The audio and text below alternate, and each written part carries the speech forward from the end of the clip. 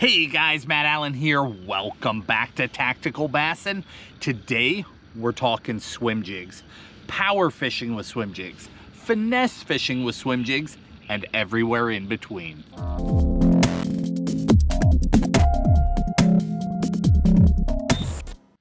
Swim jig fishing is one of those techniques that I throw every opportunity that I get. If the conditions will allow it at all, I've got a swim jig tied on. It's just an incredibly effective way to catch bass, and it's a very effective way to catch giant bass. It will get a lot of big bites for you if you understand how to use it. I think a lot of people have a misunderstanding of swim jigs. Like a lot of people are like, why do I throw this when I can throw this? Or when do I throw this versus throwing this? And a lot of misunderstandings, a lot of misinformation floats around about swim jig fishing as a whole. Most people think of it as a heavy cover only application. And frankly, I love fishing swim jigs in heavy cover, and we're gonna dive deep into that in a minute. But there are a lot of open water applications as well. There's even finesse, Highland reservoir, clear water type applications for a swim jig, but you need to know when to do it, and you need to know when to put it down in favor of a traditional underspin or just a bare swim bait, because there's a time and a place for all of those things. So let's talk first about when to throw a swim jig, and then we're going to dive deep into a handful of different jigs and a handful of trailers, because I'm very specific in my swim jig fishing. I do not mix and match. I've spent years, more than that, I've spent decades swim jig fishing, and I found exact trailers that pair to exact baits to create unbelievable action. And anytime I start messing with them, I just get less bites. So I'm gonna give you those exact pairings today so that you can fish with confidence. But the swim jig as a whole, there's a handful of times to throw it. One is heavy cover. You want a swim bait profile. You want to be covering water, but the cover is so thick that you really can't get other things through it effectively.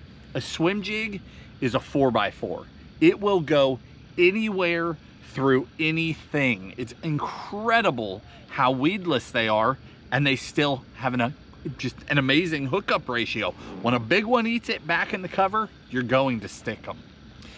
So obviously the heavy cover application, but when else do you want to throw a swim jig? Well, here's what I think people misunderstand about this overall presentation. A swim jig isn't just about being weedless.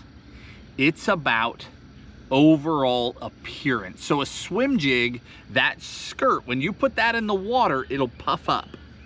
And that puffed up skirt creates a larger profile. So if your bass are eating larger threadfin shad or gizzard shad, this will give a lot of body to your profile, to your swim bait.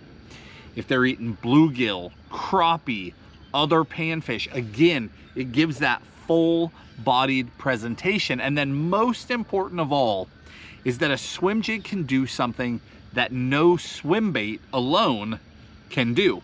Swim baits are great at creating primary action. Okay, so a traditional paddle tail swim bait coming through the water has that great tail kick. In the case of that X-Zone, it's got amazing body roll too, which is an added bonus. But again, it's primary action. It looks a lot like a fish, and bass will just swim up and eat it. However, there are times when bass are being picky, and that's not enough, because primary action really doesn't imitate life. It just imitates an overall profile of a fish swimming. When you pair the right swim bait to the right swim jig, and you get a skirt that will pulsate as you're coming through the water, and that's what's so important to understand. Not all pairings work. If you get one that's done right, and that skirt is flowing in the water, that imitates that larger body size, but it also imitates secondary action. The flashing coming off of a fish's scales, its fins moving, its gills flaring, all of those other things that a reel fish does that a swim bait cannot.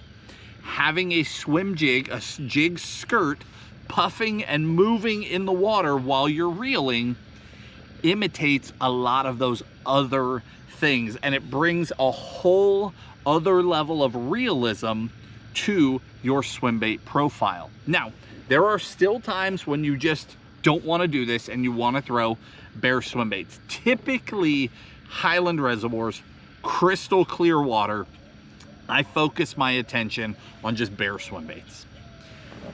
If there's a heavy cover situation, I'll try a swim jig. But again, those slimmer profiles, the clearer the water, slimmer profiles seem to work very well. But if I get chop on the water, you'll see me go to that swim jig. If I get, again, cover. So I'm thinking, let me just pull an example, like Lake Berryessa or Lake Shasta, you know, any of a Folsom Lake. I'm thinking of lakes in California that I've spent a lot of time on. Lakes that are traditionally very clear, and you would want to really finesse, go down to super light line. But when they fill up, all of a sudden, you've got brush in the water. You've got willow trees in the water. You've got grass starting to grow. Those fish, even in crystal clear water, will absolutely blast a swim jig because you can present it differently than you can present a standard swim bait. Now, for the rest of guys that are fishing ponds, guys that are fishing lakes that are full of grass, lily pads, reeds, tules, I mean, it's just a given, right?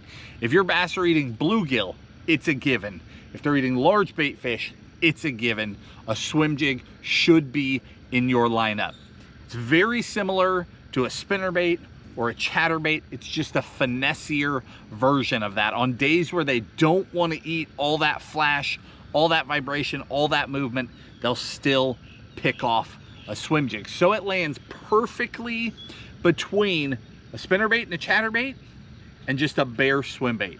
Swim jigs are that whole gap in the middle, and that's why I'm telling you, if you're not throwing them, you're blowing it, because that gap in the middle is a huge space where they work very well in a lot of situations. Now, there are guys throwing swim jigs paired with everything under the sun, all sorts of different craw trailers, creature trailers, doing the Alabama shake, shaking that rod while they're working that bait to create secondary motion out of the skirt.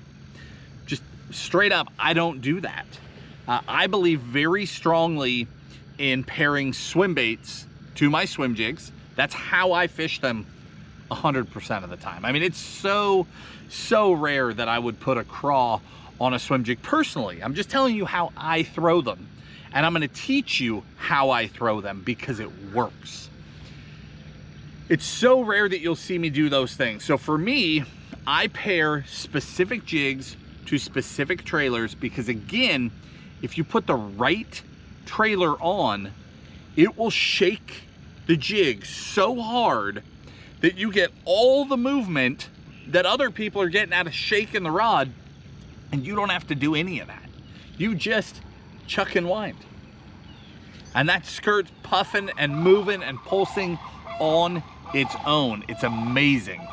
So let's start out on the power fishing end, and then we'll work our way towards the finesse end, okay? On the power fishing end, there are 3 jigs that I use. And if you guys have ever seen us talk about swim jigs, these will come as no surprise. Man, those birds are loud. My goodness. I don't know if you guys can hear that or not. I'm sure you can. The first jig is the California swim jig. This is a jig that Kurt, the original owner of Dirty Jigs, and I designed so long ago.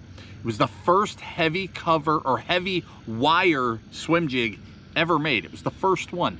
Prior to that, you had finesse swim jigs, you had medium wire swim jigs. There were no heavy wire swim jigs. We built that to handle giant fish. The second one, this is also from Dirty Jigs. This is called the No Jack swim jig. Same gigantic gaff of a hook as a California swim jig, but with more of a pointed head. And then the third, this is just the standard Dirty Jig swim jig. Same exact profile, same head, same size, but the hook is about half the wire strength. Still super heavy wire, still super strong, but not as insane as a no jack, which you could practically hook to a truck and stop it. So these are my main heavy cover swim jigs. I use them for very different things. Okay, let's start with these two, the swim jig and the no jack swim jig, because that is the most traditional swim jig fishing that I do.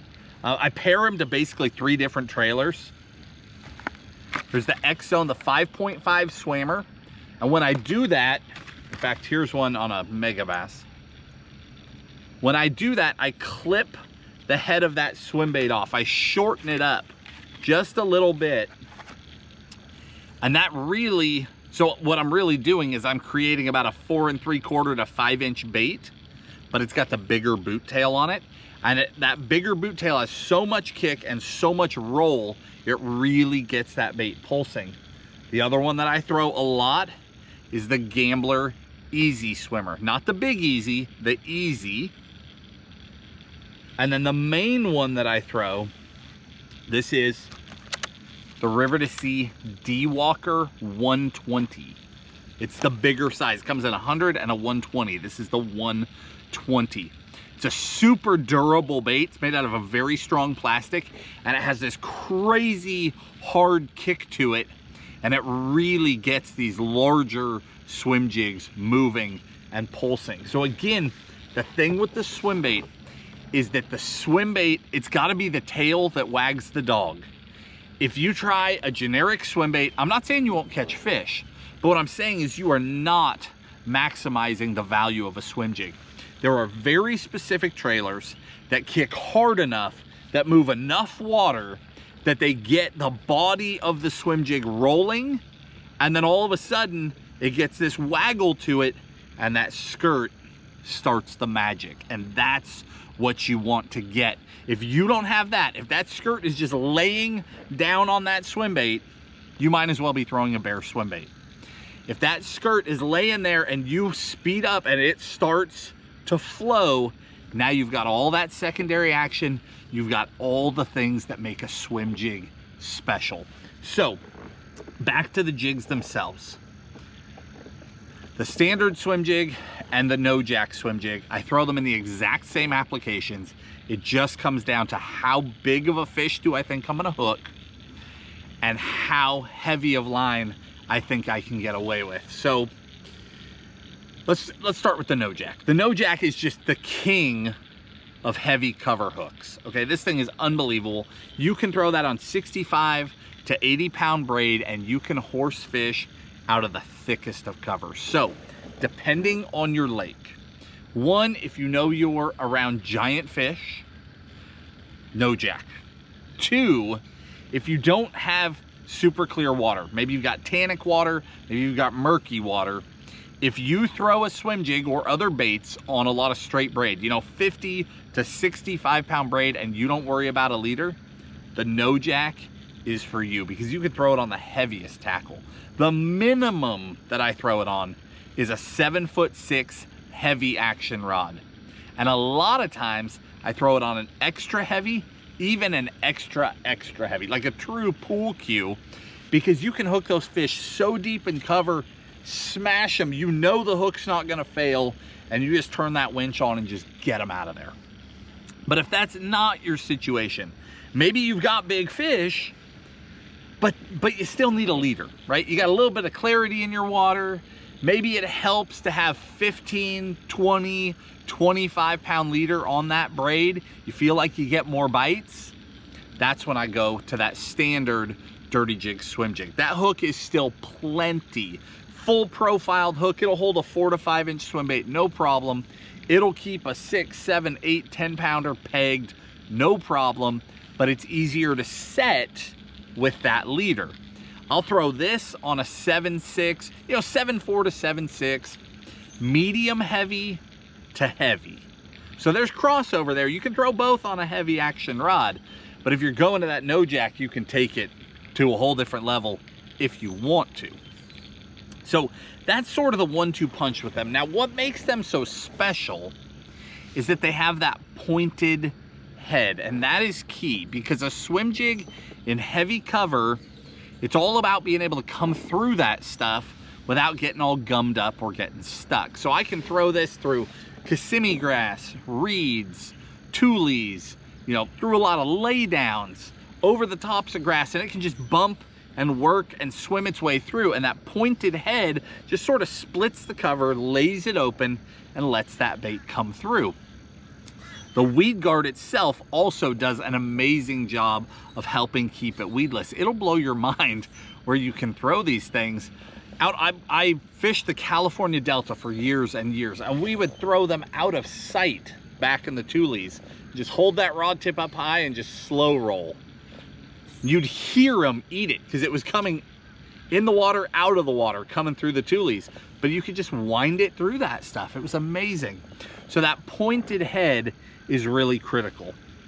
Now that brings us to the third, and that was that California swim jig that we designed so many years ago. We built this with a very different intention. So the standard swim jig, you'll see me throw that mostly in 1/2 ounce. I'll throw them in 3/8, half, sometimes heavier, but mostly 1/2 ounce. The California swim jig, I typically throw it in 1/2 or 3/4. Sometimes I throw the light ones, but for the most part, it's the bigger ones. And in fact, I lean much more to the heavy end of the spectrum. I throw that the vast majority of the time. That's because I want you to think of this swim jig as the bunker buster, where a standard swim jig can snake through anything. This one has more of this flat face to it. I want it to hang up in the cover. Where I'm throwing this is typically going to be grass, like hydrilla, milfoil, things like that, actual grass mats. My favorite is scattered clumps of grass. Like you get out beyond the grass mat to where it starts breaking up and you get those clumps of grass. From now until about June, July, it seems like in a lot of fisheries, those giants, they'll get on that outer grass and they'll get in those little clumps and they own them, and they sit right up underneath that grass. They'll be near the surface, but in the center of that clump. And if you run a chatterbait down the side, a crankbait down the side, they don't come out. Sometimes you can run a frog over the top and they'll blow up, but sometimes they're not in the mood. They won't do it. That's where this guy, the California swim jig, my bunker buster, comes in. I throw right over the top of that grass, just wind it up until it hits the grass and it sticks. And that's why I'm throwing a 3/4, because I want to be down a little and I want to stick in that grass. And then I snap that rod to blow it free of the grass. And when I do that, I have lost count of the number of giant bites I've had where you break it free, and as soon as you snap it free, just explosion. Those giants sit under those grass clumps. They're protected from the sun. They're sitting in shade. They can ambush. They can hunt. But when they're not in a mood, they just sit there. But they are not used to a minnow coming right into their house, eye level, and just blowing through there. Nothing does that. No bait does that. The only bait that can do it is a punch rig, and that's going vertically, right? Punch through, fall past them, come back up. Nothing is coming horizontally past their face, and especially not quick through that grass. You take a California swim jig, you start busting clumps of grass, and the first time it happens for you, you will not forget. And this is my setup for that. I throw that D-Walker. The D-Walker, again, it's super durable. You've got to have a durable trailer for breaking through that stuff. You know, if you were using like a 4/8 Kitech, I mean, I've done it. I've caught fish doing it, but it's not perfect. If you're doing that, you're going to tear baits up. You're not getting the best action out of the bait.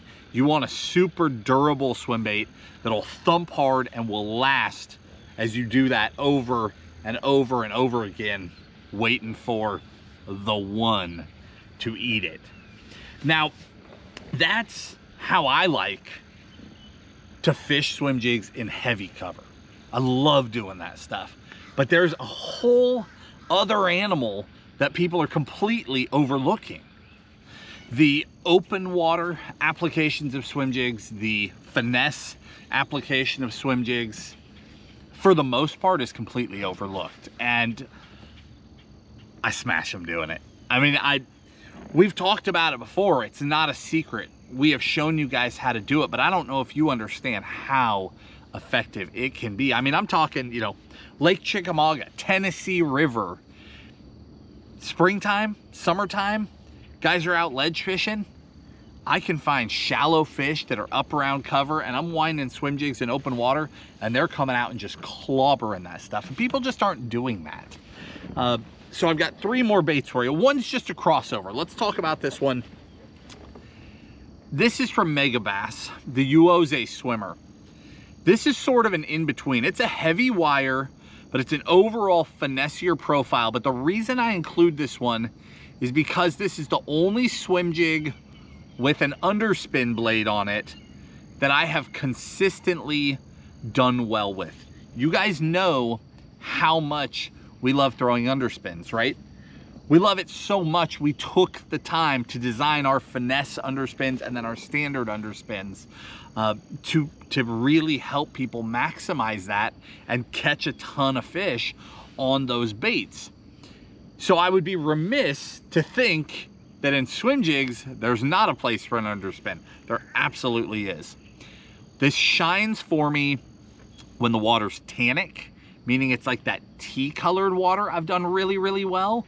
And then I've also done really well when the wind starts to kick up. I get a chop on the water, and it's like a finessier spinnerbait, right? It's just that small, single blade underneath my swim bait, hanging down there, and it gets them. It really helps. I've done my best with bluegill type colors. I don't know if that's just in my head. Maybe that's just where I've done it, but that's where I've done the best. But there's just, if you're going to dabble with this stuff, that's another one that's worth checking out because it is so unique. And there's times where that little bit of flash makes a big difference, but they're not quite willing to go all the way and blast on a spinnerbait. Now, that brings us to the true finesse type applications. And for years, I've thrown the Dirty Jigs finesse underspin, okay? That little finesse underspin, you could throw it on super light line. I've blasted fish on it. Over the last year, I've almost stopped throwing it. There's nothing wrong with that bait, nothing at all. And if you catch fish on it, keep catching fish on it. But Dirty Jigs launched their compact swim jig last year. And you know what? I might even, I'll bet I do. I'll bet I have a finesse swim jig sitting right here. I do. Sweet. Look at the length of the hook. This is a finesse swim jig that I've thrown forever. Let's turn it around. And this is their new compact swim jig. See how much shorter that hook is? Slightly, and I mean slightly heavier wire than the finesse, but a significantly shorter hook shank. I have been crushing with this thing. It's that perfect crossover where, like, I don't need a heavy cover swim jig. I need something less than that. Maybe I need a true finesse swim jig, but this does, literally it does everything in the middle. My favorite pairing, hands down, is that 3.5 inch Storm Largo shad. This one's got teeth marks all over it. I do so much damage with that. That is the pairing that I rely on. Like I said in the beginning of this, I'm so specific with my trailers.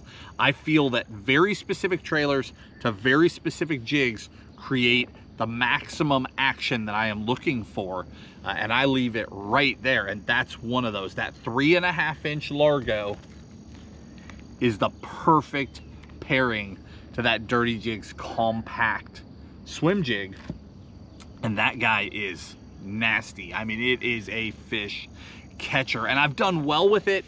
It's a heavy enough wire that I can go up to like 15 pounds. So I could throw like 50-pound braid or 40-pound braid to a 15-pound leader. I could also throw straight 15-pound fluoro, but I can also go down. I can get all the way down to like 10 to 12 and still have no problem setting that hook. And that opens up a lot of doors.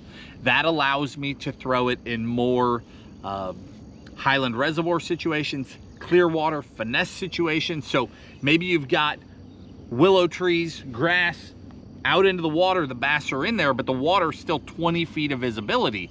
Not normally swim jig conditions, it is with this. You can come right through that heavy cover. Other people are having to go down the outside. You can throw right up inside there and swim through that stuff, and you've still got 12 or 15-pound line to horse those fish out once you get them. Super impressed with that. And then the other one is the Missile. Missile's mini swim. This little swim jig is legit. It's even a slightly smaller hook. They come in extremely lightweights. It's a very thin wire skirt. And again, it's one of those things where I've paired it up with a bunch of different trailers. Here's one with a trailer on it. You'll throw one trailer, throw the next, and you're like, it looks okay. Fish will probably eat it. And then I got to that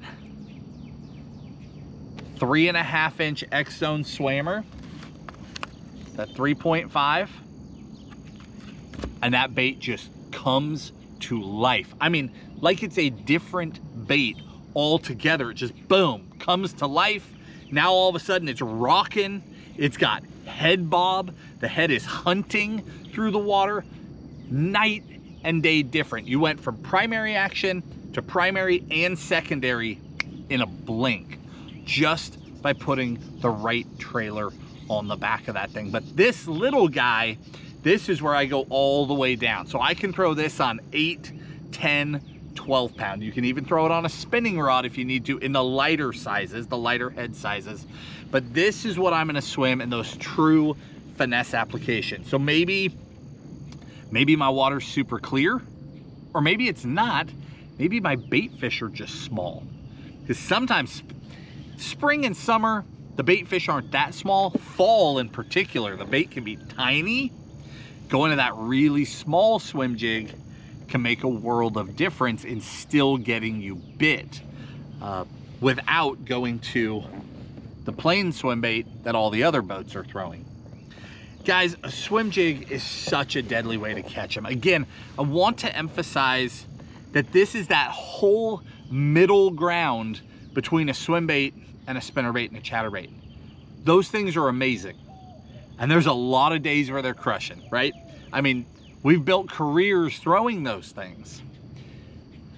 But there's so much middle ground where this isn't working as good as it could, or this isn't working as good as it could, and the swim jig is on fire. And if you line up 100 boats, 90 of them don't even have them in the boat. It is one of the most overlooked things that works incredibly, incredibly well. In the video description, I will link you the specific jigs.